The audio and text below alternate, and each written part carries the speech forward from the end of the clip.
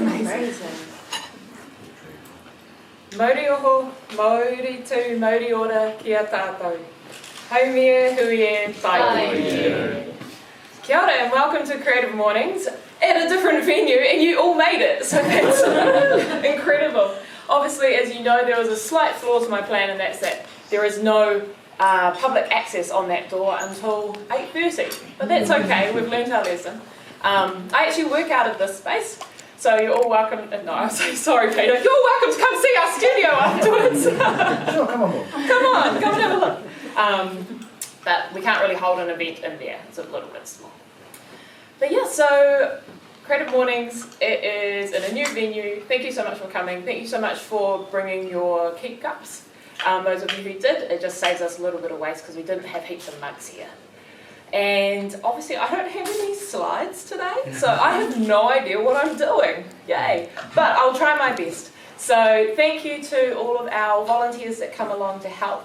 Thank you to our Coffee Supreme sponsor who provides the wonderful caffeination and the toast from Wellington Sourdough. We're actually on the lookout for a new spread sponsor.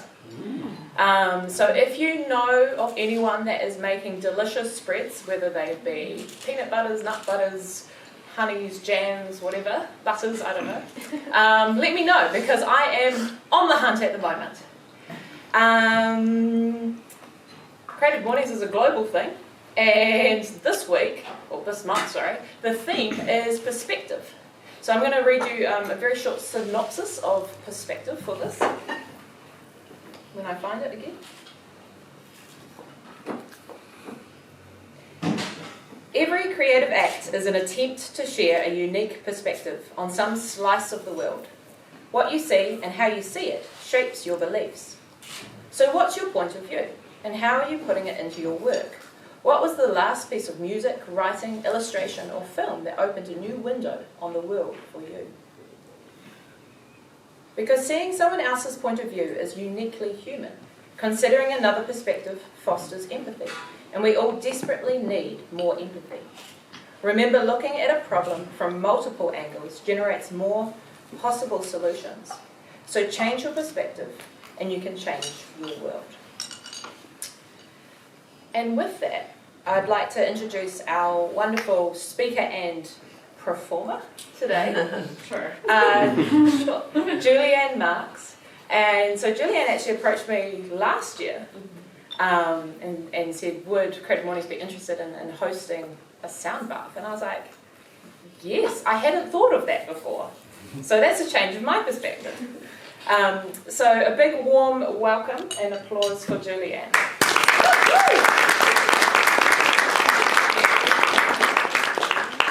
So this morning's Creative Morning will be a little bit different in that it's going to be less of a presentation and more of a sonic experience. And I really wanted to, Christine let me choose which month and which topic I wanted to do the sound bath for.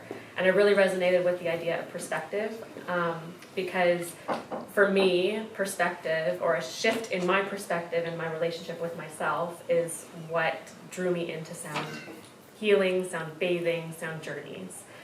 So about 15 years ago, I was living in London, talking to my roommate, telling him about this meditation vision that I had probably 4 or 5 years prior. And it was of a gong. It was very much this gong. And I was telling him about it, and I didn't know what it meant, and it made no sense to me whatsoever. And he was just like, well, have you tried a gong bath? And I was like, no, what is a gong bath? And there was a yoga studio less than half a block away from us that offered bi-weekly gong baths or sound journeys. And so I went, and it was during that experience that I had a very profound shift in my perspective, in my relationship with myself. I had very low self-esteem. I knew the concept of loving myself or unconditional love, but in terms of practicing it for myself, it wasn't something that I was doing for myself. I was going to talk therapy. I was really trying to figure these things out. And then I went to this sound bath and had a complete shift and really felt that energy and that embodiment from within. So I spent the rest of my time in London chasing sound baths, and along with talking therapy, like just making these connections and creating a better relationship with myself. So that's why I'm here today. And I continue to offer sound baths around Wellington as an opportunity to kind of offer what I was looking for when I moved here and couldn't find it, but also as an opportunity for people to experience something new and maybe to gain a new perspective on different aspects of your life. Not everyone's going to have the same experience with a sound bath. So today what we're going to do is we're going to do a little breathing exercise, which will then guide us into the sound bath. But before I do that, I just wanted to, go through a little bit of how it works and what it's all about. And basically, one of the theories is, or a way to explain it is that sound bathing is like an elevator to meditation. A lot of people find meditation really challenging because there's this whole concept and idea that you need to sit in a quiet room and all of a sudden your thoughts are going to evaporate out of your head and you're going to reach enlightenment. And that's a lot of pressure to put on anyone to be able to reach this certain level. And sound bathing allows us to relax into lower brainwave states or more relaxed brainwave states. And that happens through entrainment with the frequencies of the instruments. So we go from a waking beta brainwave state to more relaxed states of alpha or theta. And when we're in these more relaxed states, that's kind of where the magic happens. We start to gain new perspectives on certain questions we might be asking ourselves, or we might have a new idea for a creative brief that we've been given, that we had challenges in our waking life kind of answering. Maybe you start to understand what unconditional love is through an embodiment or different sensations that come up in the body. Or you might have a really visual experience and see different colors or symbols or, it really, there's no right or wrong way, and it changes based on where you're at in your home frequency, what experiences you're carrying with you. And it's just really easy to do. All you have to do is shut your eyes and tune into the sonic experience. So before we do the breathing exercise, when we do come into the sound bath, all you have to do is you can stay sitting in your chairs, or if you'd like to sit on the floor or lean against the wall, whatever feels most comfortable for you. But we'll just be closing our eyes and tuning into our sonic environments. If any of the sounds are hard for you to listen to, or they're creating any emotional distress or bringing things up for you that it's not sitting right for you, you're totally welcome to take a breather, breathe into any of the spaces, and if that's not working, I won't be offended if you have to leave. It's happened before, and it's totally okay. You need to do what is best for your body and makes you the most comfortable. So, for our breathing exercise, we'll just do a really simple one. And we're just going to, as a group, we're just going to do 3 simple belly breaths. So we're going to inhale into our bellies, expand our heart, and hold at the top. So if you want to start to inhale, expand up into the heart, hold at the top, and exhale.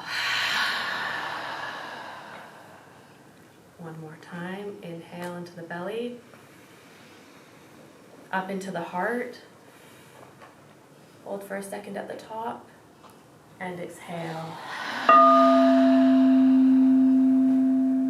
One last time, inhale into the belly, expand into the heart, hold at the top, exhale. And just taking a moment here to arrive into the space, starting to close your eyes, and just taking a moment to listen to this sound and hear as it dissipates into silence. And as it dissipates, maybe you're able to sink deeper into your being.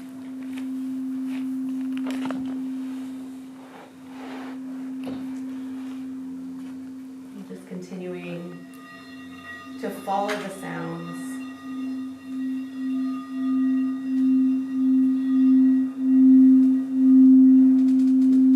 Noticing if they bring any awareness into the body.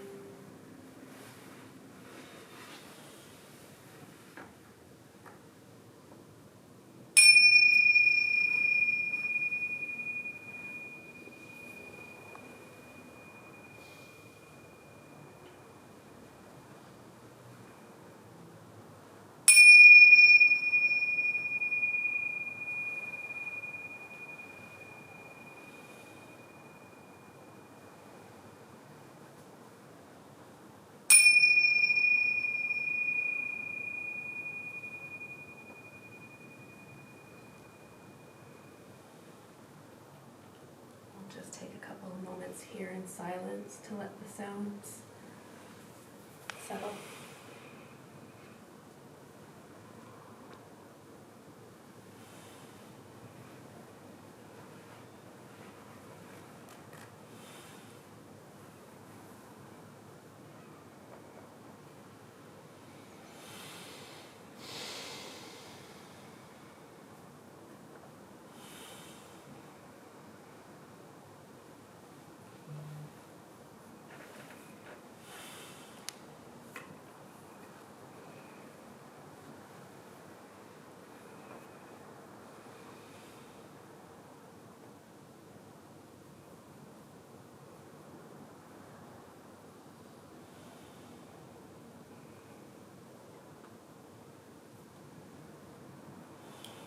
Start to bring your awareness back to your breath.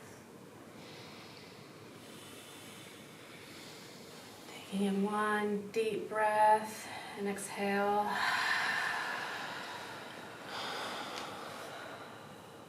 Maybe wiggling your fingers and toes.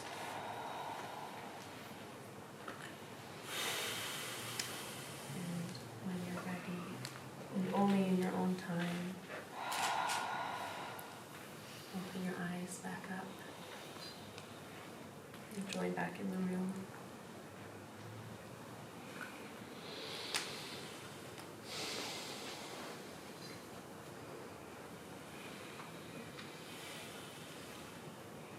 So, thank you for trying something new this morning with your Friday morning. In a normal sound bath, we would be in that world for an hour and a half, 2 hours, depending.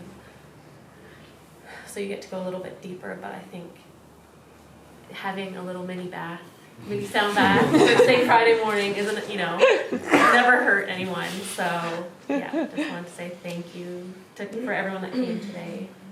And if there's any questions, and thanks Christine for letting me hold this space this morning for everyone. Thank you. Any questions for Julianne? Or observations from your experience? Leanne, you obviously have a beautiful collection of tools at your disposal here. How long did it take you to start bringing them all together? Acquiring. Like, So these are obvious, like some of these are kind of interesting instruments, they're not your everyday instruments. So it's kind of been an ongoing process. I've been doing this for the past 2 years, so to get my main sort of setup, it probably took 6 months to a year. There was a lot of like, with instruments, I think a lot of the time you want to go and you want to try them, and like it was really hard to do that, so I had to put faith in the internet, and I ordered a lot of stuff online. I'm from Vancouver originally, and when I went back to Vancouver, there's a place called Senden, and they specifically do gong baths and sound bathing. So when I went there to visit my family, I went and tried their gongs before purchasing my gong, because it was my spirit instrument. I wanted to make sure it was the right one. And this one's Jupiter. So this gong company, they have a bunch of different gongs with tuned frequencies to the different planets. So this one's Jupiter. That's my planet, and so yeah, it's ongoing too. So I'm still acquiring. Collecting. If you're a musician, you probably know. Yeah. So yeah. Thank you. Whereabouts do you conduct your practice in Wellington? I'm all over the place. My thing is I really want to inspire people to learn a new perspective or feel inspired by the environment. So during the summer months, I'm up in the Begonia House, which is a really special place to be. And then in the winter months, I kind of pop around between yoga studios or different interesting venues. So if you know any cool venues that would be great for a sound bath, I'm always open to different suggestions or trying different venues out. I just want people to feel inspired into their either creative practice or into their just self-inquiry practice. And I feel like a venue can really help facilitate that. I'm sure 257 would be happy to host a full-length sound bath at some point as well. So that is the venue we're usually at. And just kind it of was piping in here. It is, yeah. Yeah. So. It looks quite great with the setup, Yeah. the camera. Do you have social media? Or how can we find out more about your times? I have social. So my sound healing practice is under the name Resonant Sound Healing, and I have an Instagram and a website. So yeah.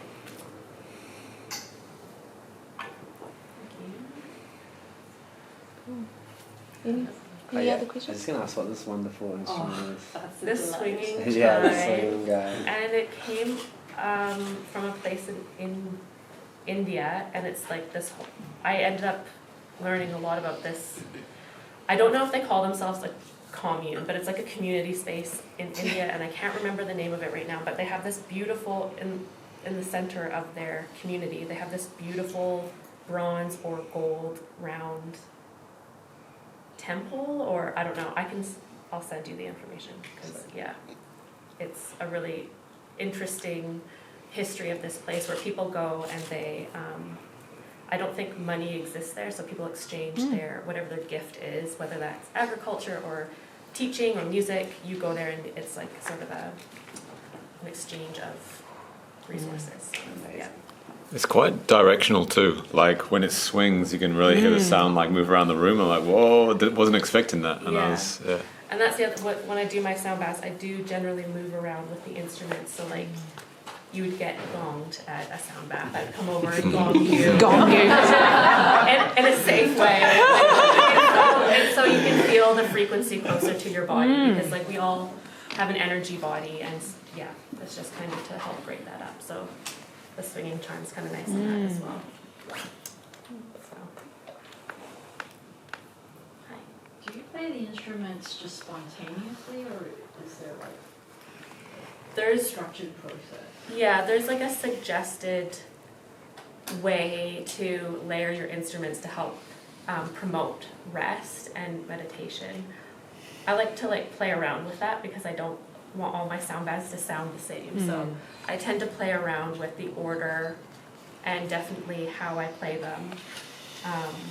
But you can go with more of the like structured sounds and make it sound more like music.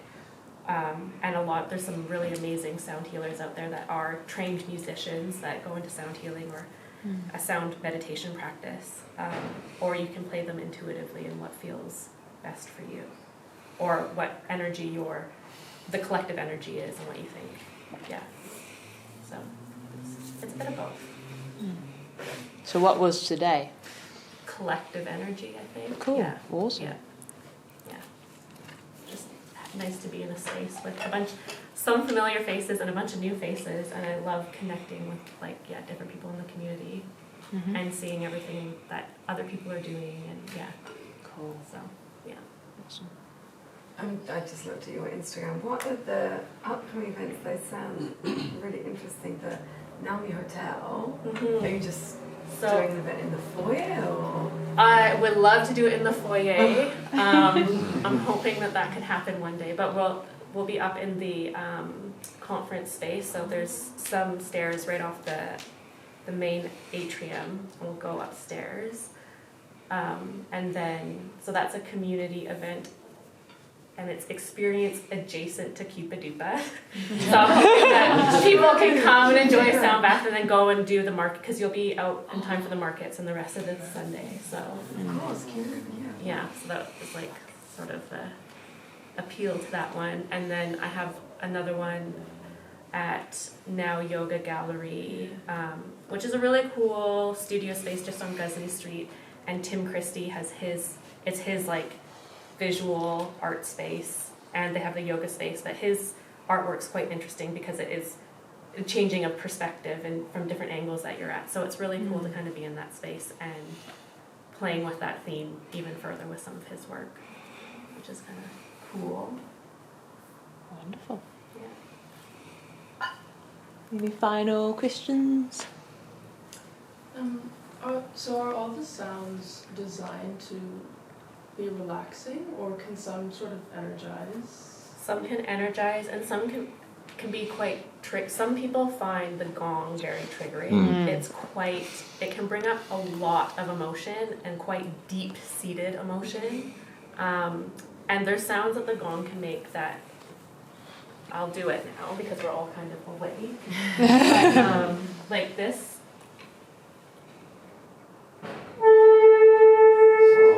Whoa. That sound Did can not sound expect like that. a whale to some people, or it can sound like a horror film to other people.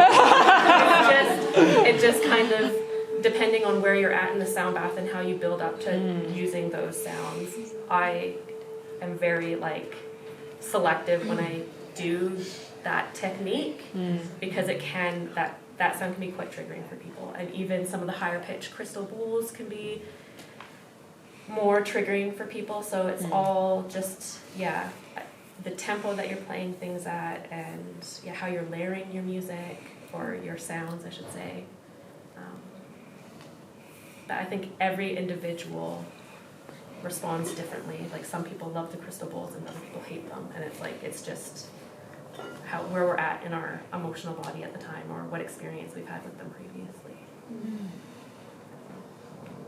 Do you ever, quite a personal question, but do you ever kind of give yourself a sound bath? Yeah, and there's some people, well, yes, and my daughter's quite interested in some of the instruments, so we've had this really cute thing going on that after her bath and before bedtime we've been playing with the non-breakable items. So we'll play with the Tibetan bowls, and I kind of she lets me play them on her body, because when you do one-on-one work you can play them on her body, and I have some tuning forks that we place on different sort of trigger points. So I use the tuning forks on myself, and then my daughter and I have been playing with, which is it's cute. It's really cute. And then there's other people in the city that do one-on-one work that are really great, like Sharon. She's just across from Prefab. She does one-on-one work, and it's really lovely. She's got an amazing selection of Tibetan bowls, and she'll play them on your body, or she'll do a sort of a tuning fork, attunement with your body. So worth checking her out as well, because she does a lot of one-on-one work. Fantastic. Yeah. Got us quickly asked what was the box one? This one's that's a Shruti box. So it's really great for, it sounds very grounding, so I like to bring people back into the room with it. And it's really great for chanting, or if you're if you're flirting with the idea of chanting, or even just trying to find your own voice. Like if you find that you have a hard time speaking up, chanting can be a great way of doing that. And chanting doesn't have to be a specific chant. You could just find, you could just hum, or find some word that you want to just say continually, and it helps drown you out, sort of, so you feel confident with saying something. So that's a Shruti box, and sort of a cousin to that one is the harmonium. So you have more of like a piano. It's like an accordion piano, and that one's really great for chanting as well, and really beautiful. So cool. Can we applause you? Is that? Oh my god, I would feel you don't have to. No, just like, is that wrecking this like Zen moment? I didn't want to wreck the sort of like sound, sonic experience we had, but being like, woohoo! But yeah, thank you so much for sharing that with us today, Julianne. I always felt like my ears were blinking. That's such a strange thing, but like, especially at the end when you kind of like brought us back to this space, it was like my ear, I felt this like rushing like zoom, zoom in my ears. It was like they were blinking open, like when you open your eyes. It's so strange. But yeah, thank you so much, and I hope you all have a lovely rest of your day. Our next event will be near the end of April, and we'll be back in our usual space at 257. So if you have not been there before, I hope to see you there. And if I have seen you there before, I'll see you again soon. You should probably all go to work now, eh? Don't forget your keep cups, don't forget your stuff, and see you next time. Thank you.